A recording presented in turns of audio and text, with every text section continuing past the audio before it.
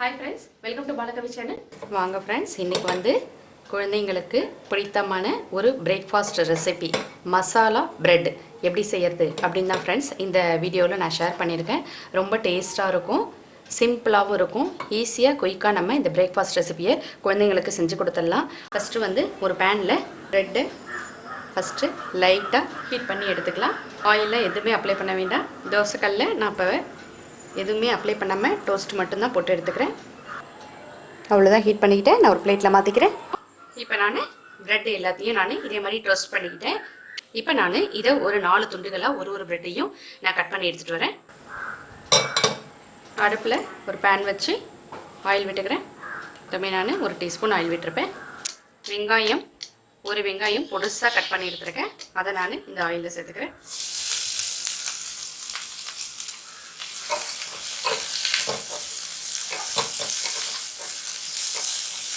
வெங்காயம் ஒரு கண்ணாடி பதத்துக்கு வந்துருச்சு. இப்போ நான் கொஞ்சமா கருவேப்பிலை சேர்க்கிறேன். இந்த டிஷ்க்கு தேவையான உப்பு சேர்த்துக்கிறேன்.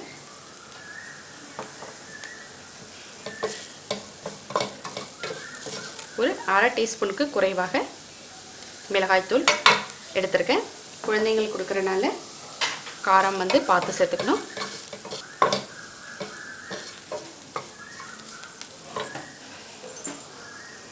இப்போ மிளகாய் தூள் ஒரு 2 நிமிடம் நல்லா வதங்கிடுச்சு. இந்த ஸ்டேஜில் நான் தக்காளி கெச்சப், இது வந்து வீட்டில் ரெடி பண்ணது, இதை நான் சேர்த்துக்கிறேன். தக்காளி கெச்சப் தான் சேர்க்கணும்னு இல்லை, தக்காளியை பேஸ்ட்டாக அரைச்சி கூட நீங்கள் சேர்த்துக்கலாம்.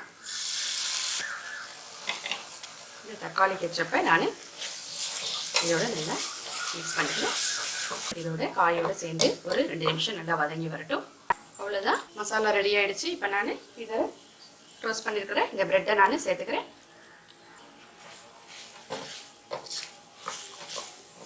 ரெண்டு குழந்தைங்களுக்கான உணவு. மொத்தம் நான் 6 பிரெட் எடுத்திருந்தேன். அவ்வளோதான், நான் நல்லா மிக்ஸ் பண்ணிட்டேன். இப்போ இதோட ஒரு 1/4 டீஸ்பூன் பட்டர், இது வந்து ஒரு விதமான இனிப்பு டேஸ்ட்டையும் கொடுக்கும்.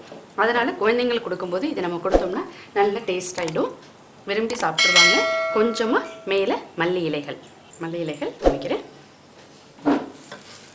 அவ்வளோதான். இப்போ நான் அடுப்பை ஆஃப் பண்ணிடுறேன். நல்ல சூப்பரான மசாலா பிரெட் ரெடி ஆகிடுச்சு.